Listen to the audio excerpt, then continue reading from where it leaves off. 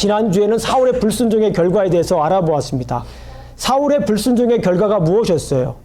사울의 버림을 받았습니다. 하나님께서 사울을 이제 버렸습니다. 그러니까 폐위시킨 건 아니에요. 완전히 디스로먼트를 한 건 아닙니다. 완전히 폐위시킨 건 아니지만은 그럼에도 불구하고 하나님 마음에는 이미 사울이 없어요. 왕으로서 없습니다. 그런 모습을 지난주에 잠깐 살펴보았습니다. 그래서 하나님께서는 사울을 이미 버렸기 때문에 어떻게 해야 될까요? 다른 사람을 찾아야겠죠. 다른 사람을 찾아야 됩니다. 근데 그 다른 사람을 찾는데 기준이 뭘까요? 예. 이미 우리가 지난번에 살펴봤지만 하나님 마음에 합당한 사람. 그러니까 하나님의 마음에 드는 사람. 그예요. 하나님의 시선이 머무는 곳은 하나님의 마음에 합당한 사람이겠죠. 그래서 하나님 마음에 합당한 새로운 왕을 지금 찾고 계시는 것을 볼 수가 있습니다. 하나님의 시선으로 하나님의 마음에 합당한 사람을 지금 찾고 계십니다. 과연 하나님은 어떤 사람을 이렇게 눈여겨보고 계실까요? 하나님은 어떤 사람을 택할까요? 오늘 본문에 대해서 얘기를 하고 있습니다. 자, 그러면 오늘 성경 말씀을 한번 좀씩 볼게요. 자, 앞을 보게 되면 오늘 성경 말씀을 보게 되면 하나님의 명령이 나옵니다. We can find God's commandment in today's text. 오늘 본문에서 하나님의 명령을 찾을 수가 있습니다. 자, 문제 드릴게요. 하나님의 명령이 무엇이었을까요? What is God's commandment in this passage? 하나님의 명령이 무엇이었을까요? 네, 한번 손 들고 한번 얘기해 보세요. 자, 하나님의 명령 두 가지? 한 가지 얘기해 보세요. 자, 선민 얘기해 보자.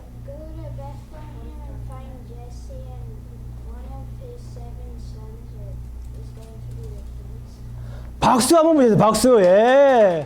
아우, 잘 맞췄습니다. 선생님이 누구예요? 선생님이. 이렇게. 네, 감사합니다. 잘 가르쳐 주셨어요. 베들레헴으로 가라라고 얘기를 합니다. 예. 그러면 왜 베들레헴으로 가라고 했을까요? 두 번째 명령입니다. 왜 베들레헴으로 가라고 했을까요? 자, 에릭.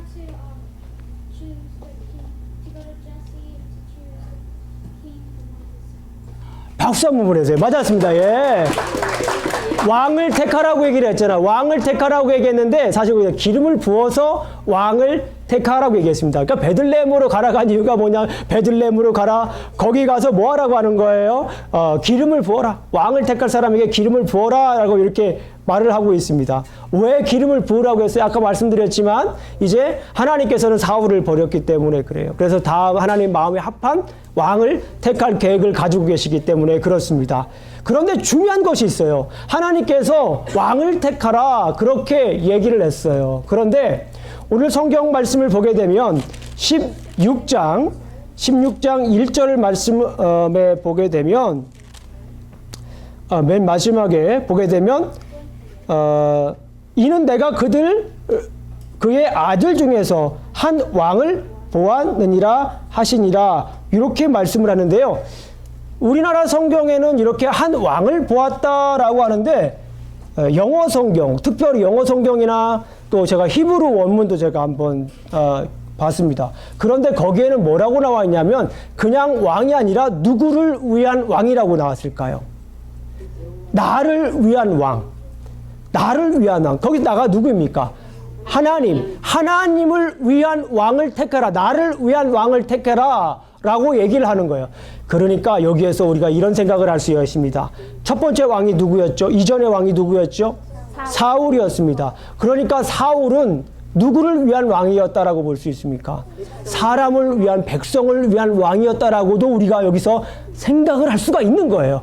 하나님께서 굳이 이렇게 말할 필요가 없는 거예요. 나를 위한 왕을 택하라. 그냥 왕을 택하라는 것이 아니라 나를 위한 왕을 택하라라고 하는 것은 이전에 사울을 버렸는데 그 사울 왕이 사람들을 위한, 백성들을 위한 왕이었다라고 하는 것을 우리가 볼 수가 있습니다. 사울과 같이 백성을 위한 왕이 아닌 하나님을 위한 왕을 말씀하고 계시는 거예요. 하나님을 위한 왕은 어떤 사람일까요? 자, 이전에도 한번 얘기를 한번 했습니다. 하나님 마음에 합한 사람. 그죠? 하나님 어디에 합한 사람입니까? 마음에 합한 사람입니다. 자, 이 말씀 한번 13장 14절을 한번 보겠습니다. 13장 14절. 13장 14절을 한번 보겠습니다. 13장 14절을 보게 되면 우리 다 같이 큰 목소리로 한번 보겠습니다. 1 Samuel chapter 13 verse 14입니다. 한번 다 같이 한번 읽고 거기 중요한 단어가 나오기 때문에 한번 밑줄 그어도 괜찮습니다. Are you ready to read? 14절입니다. 지금은 시작. 지금은 왕의 나라가 길지 못할 것이라 여호와께서 왕에게 명령하신 바를 왕이 지키지 아니하셨으므로 여호와께서 그의 마음에 맞는 사람을 구하여 여호와께서 그의 백성의 지도자로 삼으셨느니라 하고 여기에 보니까 하나님의 마음에 합한 사람을 택하겠다라고 얘기를 하고 있습니다. 그래서 결국에는 하나님께서 마음에 합한 사람을 이렇게 찾게 되는 겁니다. 그러면 이제 결국에는 사울은 또한 하나님 마음에 합하지 않은 사람이라고 우리가 말씀을 드릴 수가 있습니다. 기름을 붓고 이제 그 명령을 따라서 사무엘은 어디로 갑니까? 베들레헴으로 갑니다. 베들레헴에 갔을 때, 자, 또 문제예요. 베들레헴에 도착했을 때 베들레헴에 도착했을 때 장로들의 반응은 어땠을까요? 어땠어요? 가만있어. 민서. 박수 보내주세요. 박수. 예. 박수 좀 크게 치세요. 네. 네. 거기서 사람들이 막 떨었습니다. 자, 그러면 이걸 어른들한테 한번 얘기를 해볼게요. 왜 여기에서 이 장로들이 이렇게 떨었을까요? 왜 이렇게 두려워했을까요? 우리 학생들도 맞춰도 돼요. 반역이 일어날, 네. 생각을 한번 해보세요. 중요한 것은 뭐냐면, 여기에서 사무엘이 등장했을 때 어떠한 일들이 그동안 일어났나 한번 생각을 해보면 돼요. 사무엘이 등장했을 때 한번 볼게요. 13장 10절. 13장 10절 한번 보겠습니다. 자, 1 Samuel chapter 13 verse 14입니다. 13장 10절을 한번 보겠습니다. 13장 10절을 보게 되면 자, 제가 읽겠습니다. 번제 드리기를 마치자 사무엘이 온지라 사울이 나가 맞음에 무난함에 여기서 봤을 때 사무엘이 등장한 다음에 어떤 일들이 났습니까? 아까도 말씀드렸지만 이제 사울을 막 꾸짖게 됩니다. 예, 마음에 맞지 않는다고 하나님이 버렸다고 그래서 하나님 마음에 맞는 사람을 찾겠다라고 이렇게 얘기했습니다. 그리고 사무엘은 암송아지를 끌고 와요. 더군다나 암송아지를 끌고 와가지고 죄를 지은 데 대한 제물로 가져온 것이 아닌가 하는 생각이 들기도 하고 또 우리가 잘 아시는 것처럼 베들레헴의 장로들은 사울과 사무엘의 그 틀어진 관계, 그죠? 이미 틀어진 관계를 이미 알고 있었기 때문에 거기 많은 사람들이 두려워하는 모습을 볼 수가 있습니다. 어쨌거나 사무엘이 등장했을 때는 그렇게 좋은 일들이 별로 없었어요. 15장 하나 더 찾아볼까요? 15장 13절. 15장 13절을 한번 보겠습니다. 자, 1 Samuel chapter 15 verse 13입니다. 13. 제가 읽어볼게요. 사무엘이 등장해서 하는 말입니다. 사무엘이 사울에게 이른즉 사울이 그에게 이르되 원하건대 당신은 여호와께 복을 받으소서 내가 여호와의 명령을 행하였나이다 하니 여기에서 사무엘이 나타나가지고 이 사울을 다시 한번 되게 꾸짖는 그런 장면들을 볼 수가 있어요. 그래서 장로들이 두려워했던 것을 볼 수가 있습니다.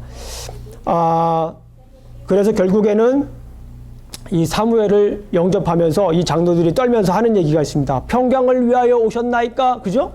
평강을 위해서 오셨습니까? 라고 이렇게 대답을 하니까 사무엘이 뭐라고 대답을 합니까? 5절 말씀을 한번 보도록 하겠습니다. 16장 5절 말씀 보겠습니다. 자, 16 verse 5입니다. 제가 읽어드릴게요. 이르되 평강을 위함이니라 내가 여호와께 제사하러 왔으니 스스로 정결하게 하고 와서 나와 함께 제사하고자 하고 이새와 그의 아들들을 성결하게 하고 제사에 처하니라 이렇게 말씀을 했습니다.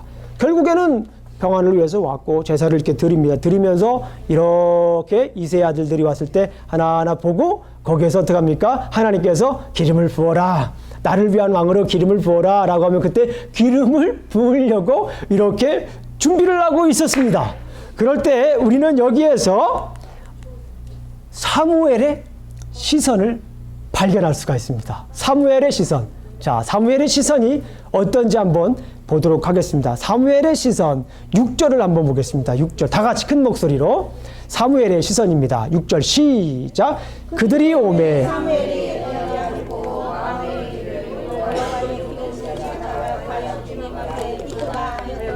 네, 엘리압이 딱 들어왔어요. 엘리압이 딱 들어왔는데 딱 보니까 어째 마음이 너무 좋은 거예요. 야, 첫 번째 아들 엘리압을 보고서 바로 저 사람이야. 이 사람의 모습이 여기 써 있지는 않지만 마치 누구와 비슷했을까요?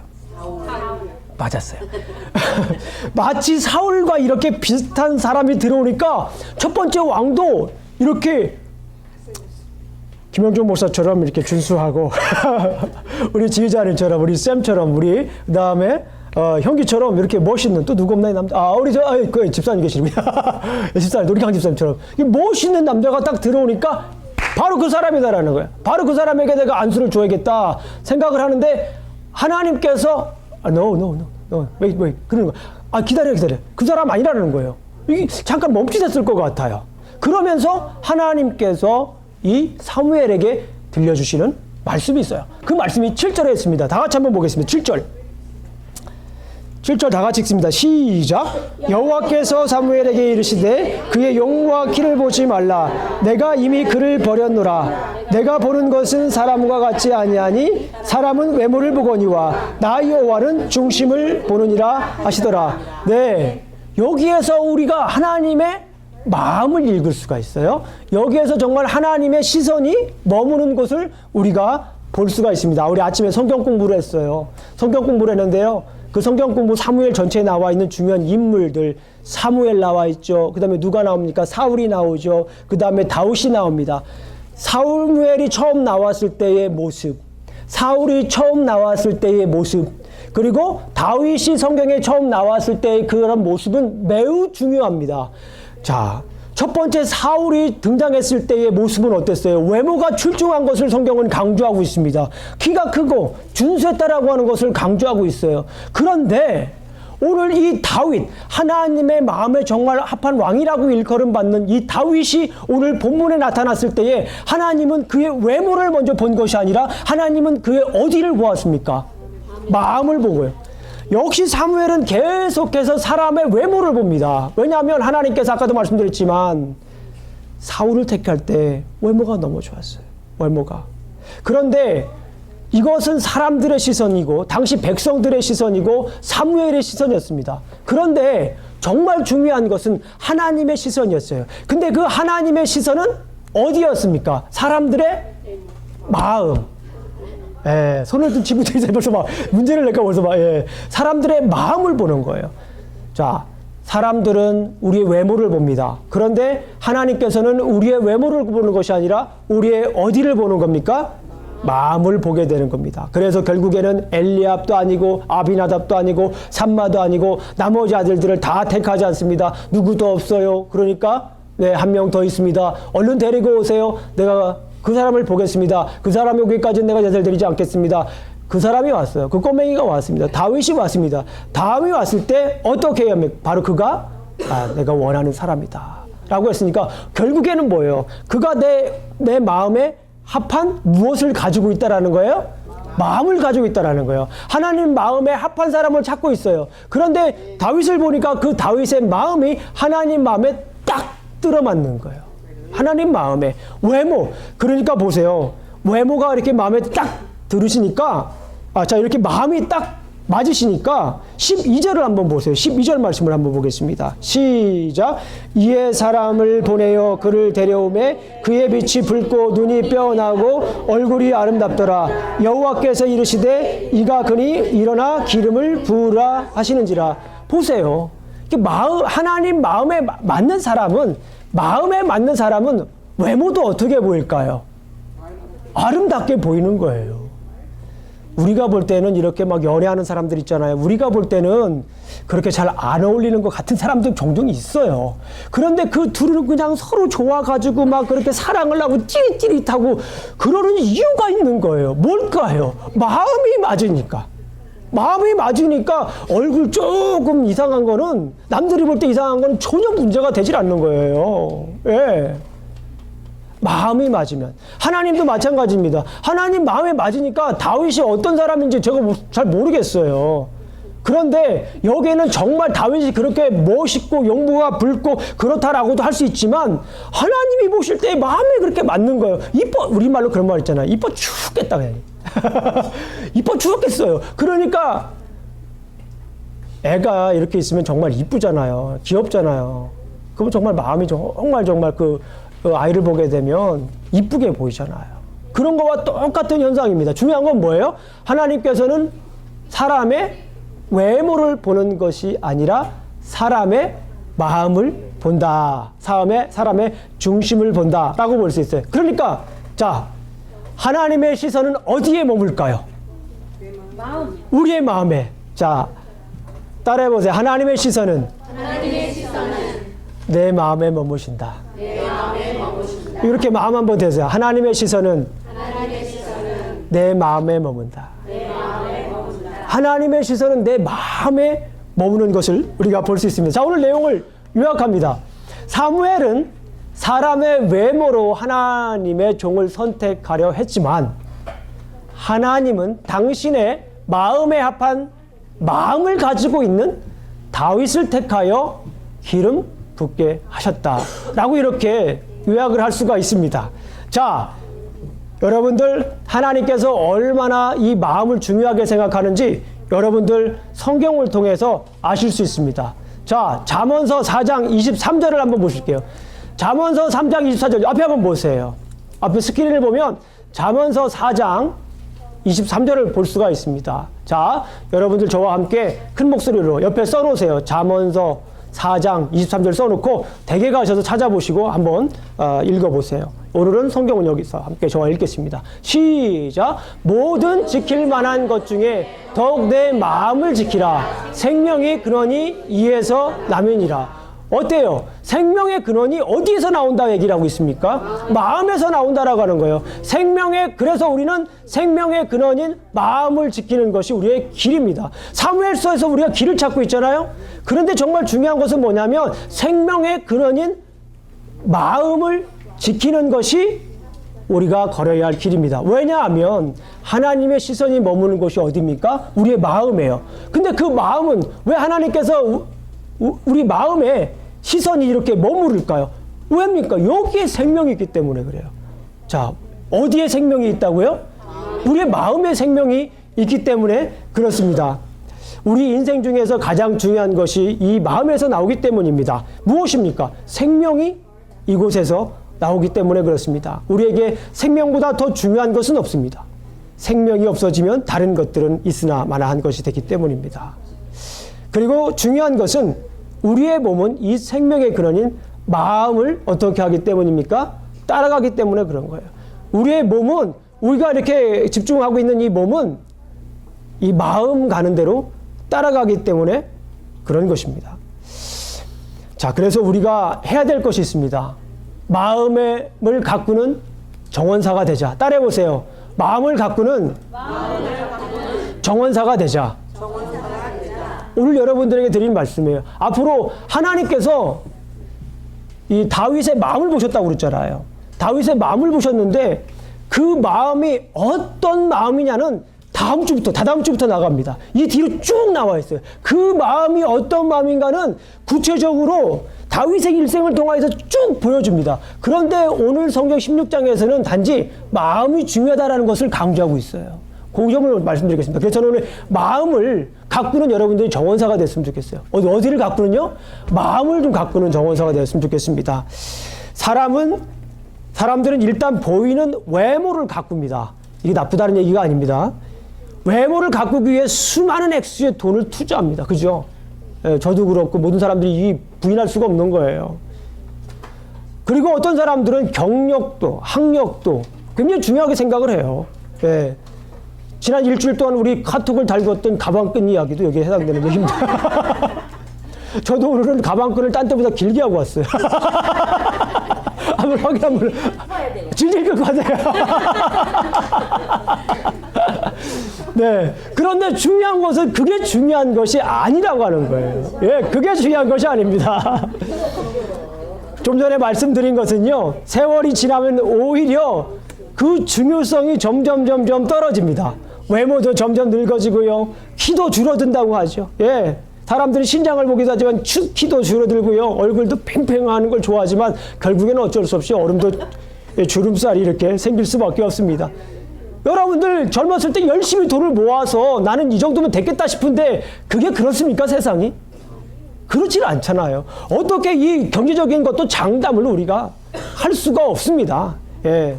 그리고 잘 아시는 것처럼 좀 전에 말씀드렸지만은 이 가방끈도 무용지물입니다. 50살, 60살, 70살 되면 가방끈이 소용이 없어요. 네. 나이가 드시면은 거기에서 또 관심사들이 달라지는 거예요. 아니, 그렇습니까? 그때는 진짜 지혜가 필요한 거예요. 그런 사람들이 진짜 지혜 있는 그런 사람들이 진짜 리더가 되더라고요. 그런 사람들이 따라다녀요. 뭐 박사 2개 가지고 있는 사람들도 지혜로운 사람 앞에 그냥 따라가고 같이 놀자고 그러고 그러시더라고요. 보니까 제가. 가방끈도 나이가 드시면은요, 젊었을 때 조금 직장 다닐 때는 괜찮아요. 나이가 들면은 그것도 별로 이렇게 깜짝 놀랐어요. 저도 이렇게 보면서. 예. 저도 놀라서 솔직히 그게 별로 중요하지가 않더라고요. 예. 뭐 명품 가방 치고 가방끈이 긴 것이 없다라고 하시는 분도 계시고. 저는 저는 그 얘기 듣고서 정말 그 카톡을 보면서 하루 종일 웃고요. 심지어 제가 잘 때도 그걸 읽고 잤어요. 너무 재밌어가지고. 정말 하나님 저를 기쁜 마음으로 재워주세요 하고서 좋은 꿈 꾸게 해주세요라고 하면서 그 카톡을 읽고 지금 얼마나 웃기던지 재밌었습니다. 예. 그것이 중요한 것들이 아닙니다. 그러나 더 중요한 것이 있습니다. 시간이 지나면 지날수록 더욱 중요한 역할을 하는 것이 있습니다. 그것은 우리의 마음입니다. 우리는 우리의 마음을 가꾸어야 합니다.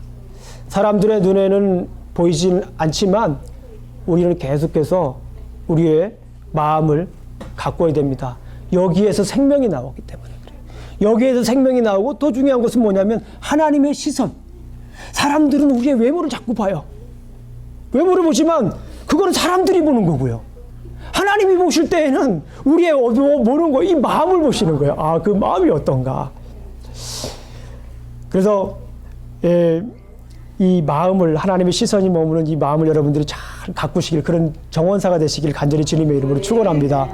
보통 마음을 정원으로 이렇게 표현합니다. 그 표현은 매우 적절한 것 같아요. 제가 태어나서 중학교 때까지 자란 그 시골 집이 있습니다. 그 집에 가면은 멋진 정원이 있습니다. 옛날에는 그 가운데 연못이 있었어요. 근데 지금은 가보니까 아버지께서 연못을 메우시고 거기다 다른 그런 식물들을 이렇게 만들어 놓으셨더라고요. 아버님께서 평생토록 가꾸신 정원입니다. 작년에 한국에 방문했을 때 아버지께서 가꾸신 그 정원을 보면서 정말 그 아버지의 삶이 그 안에 담겨져 있는 그런 모습을 봤어요. 예전에는 어렸을 때는 그냥 놀고 거기서 이렇게 연못에 아버님께서 이렇게 물고기 잡아다 놓은 거 거기다 넣고서 또 우리가 거기서 또 낚시하고 뭐 이런 재미로 이렇게 살고 뭐 그렇게 하고 심지어 거기서 잠깐 수영도 하고 뭐 그랬습니다. 그만큼 추억이 있는 데고 놀기 좋은 곳이었기 때문에 그러는데 미국 생활 한 12년 동안 하고 가서 거기 가서 이렇게 정원의 모습을 다시 보니까 아버지의 손길이, 아버지의 땀과 아버지의 정열이 그 안에 담겨져 있는 그런 모습들이 이제 조금씩 보이더라고요. 그래서 저는 그런 것들을 깨달았습니다. 첫 번째, 그렇게 가꾸시기까지 정말 오랜 시간 동안 땀과 열정을 지속적으로 투자하셨다라고 하는 거예요. 그러니까 우리가 마음을 이렇게 가꿔야 되잖아요. 마음의 정원을 가꿔야 되니까 똑같은 거예요. 그 정원을 가꿀 때 보면은 어떻게 해야 돼요? 오랜 시간 동안 끊임없이 지속적으로 가꿔야 되는 거예요. 아니 이거 힘들다가 비가 오고 뭐 며칠 오고서 잠깐 쉬어야겠네 그럼 가보면 어떻게 돼요? 금방 거기에는 잡초들이 무성합니다. 그리고 정원들은 그냥 나무 심어놔서 그냥 나무가 그냥 무럭무럭 자라는 게 그 정원이라고 하지 않습니다. 그거를. 그죠? 가서 이렇게 나무도 전지도 하고 예쁘게 모양도 내주고 자리 배치도 해놓고 이렇게 끊임없이 가꾸어야 되는 것이 그 정원인 것을 우리가 알 수가 있습니다. 우리의 마음의 정원도 오랜 시간 동안 지속적으로 어떻게 됩니까? 가꾸어야 됩니다. 우리의 마음을 어떻게 된다고요? 오랜 시간 동안 지속적으로 계속 가꾸어야 합니다. 아픔이 있고 고통이 있어도 지속적으로 우리의 마음을 어떻게 해야 됩니까? 가꾸어야 됩니다. 우리는 정원사가 돼서 지속적으로 가꾸어야 됩니다. 우리 성도님들의 마음의 정원은 어떻습니까? 한번 보세요, 지금. 우리 성도님들의 마음의 정원이 지금 어때요? 우리 성도님들의 마음이 지금 열심히 가꾸고 계십니까? 비가 올 때도 바람이 불 때도 비가 오나 바람이 부나 네. 계속 가꾸고 계십니까? 그래서 꽃이 피어 있습니까? 아니면 잡초만 무성합니까? 열매가 있습니까? 여러분들의 마음의 정원에 열매가 있습니까? 아니면 부러진 나무만 앙상하게 남아 있습니까? 나비들이 날아다니며 또 다른 꽃을 피우기 위해 나비와 벌들이 열심히 날아다닙니까? 아니면 파리만 날아다닙니까? 우리 성도님들의 정원을 한번 보십시오. 어떻습니까? 생수가 흘러서 아름다운 꽃들이 만발하고 있습니까? 아니면 냄새나는 고인물로 가득합니까? 우리 성도님들의 정원은 정말 주님께 자랑할 만한 그런 정원입니까? 하나님의 시선이 머무는 그런 정원입니까? 한번 점검해 보시기 바랍니다. 두 번째 깨달은 것이 있습니다. 그 정원을 보면서 두 번째 깨달은 건요. 정원 그 자체의 아름다움으로 끝나지 않습니다. 정원을 보는 사람들에게 무엇을 전달합니까? 기쁨을 전달하고 아름다움을 전달합니다. 정원 그 자체의 아름다움으로 끝나지 않고 정원을 보는 사람들에게 자꾸 이 아름다움을 뭐 하는 거예요? 전하는 것을 우리가 알 수 있습니다. 아름다운 정원을 보면 어떻습니까? 그의 마음의 정원에 꽃이 만발하면 보는 사람들도 한박 웃음을 피게 되는 것을 볼 수가 있습니다. 그 향기를 지니고 있는 사람들은 만나가게 되면 그 향기가 전달하게 됩니다. 우리의 마음도 마찬가지예요. 마음의 기쁨의 정원이 있어요. 마음의 기쁨의 정원인 사람들 만나게 되면 어떻게 돼요? 내가 기뻐요. 마음에 슬픔이 있는 사람 정원을 만나게 되면 나도 슬퍼집니다. 마음에 희망이 있는 사람을 만나면 내가 막 희망을 돼요. 희망이 막 생깁니다. 마음이 절망인 사람을 만나게 되면 막 절망이 돼요. 그런 것 같아요. 제가 볼 때. heart to heart. 내 마음이 막 뜨거우면 이 뜨거운 것이 이렇게 heart to heart. 마음과 마음으로 전이가 되는 거예요. 사람과 사람이 이렇게 만나는 것 같지만 눈도 중요하지만 사람과 사람이 만나는 건요. 이 심장이 만나는 거예요. 뭐가 만나는 거예요? 심장이 만나는 거예요. 이 하트가 만나는 거예요. 그래서 이 하트를 어떤 하트를 가지고 있느냐가 매우 중요한 겁니다. 내 마음에 주님을 사랑하는 그 하트가 있어요. 아파.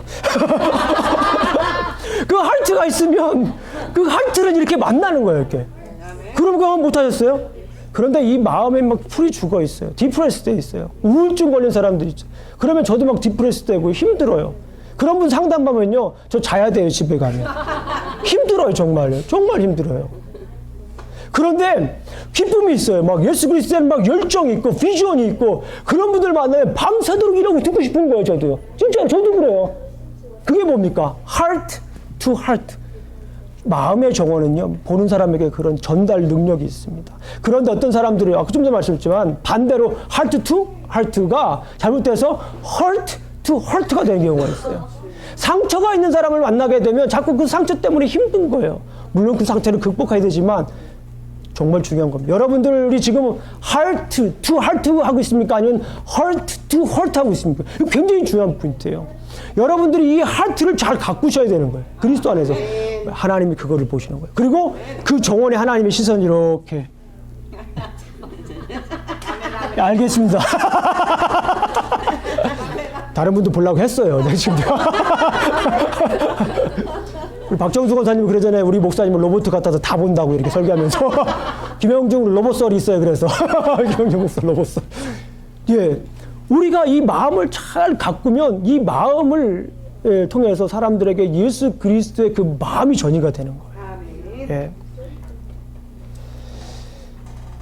사람의 시선은 주로 외적인 것에 머물러 있지만 하나님의 시선은 우리의 마음에 머무르십니다. 제가 간절히 정말 원합니다. 우리 성도님들. 우리 성도님들께서 지속적으로 마음을 가꾸시는 마음의 정원사가 되시기를 주님의 이름으로 축원합니다. 한번 저와 이 시간에는 결심을 한번 하도록 하겠습니다. 제가 먼저 시작하고 여러분들이 마무리를 하시는 거예요. 자, 여러분들이 마무리해야 할 말은 뭐냐면 마음의 정원사가 되겠습니다. 한번 따라해 보세요. 마음의 정원사가 되겠습니다. 마음의 정원사가 되겠습니다. 다시 한번 시작. 마음의 정원사가 되겠습니다. 자, 연습을 한번 해보겠습니다. 나는 나의 마음을 주님의 시선이 머무는 아름다운 마음의 정원으로 가꾸는 마음의 정원사가 되겠습니다.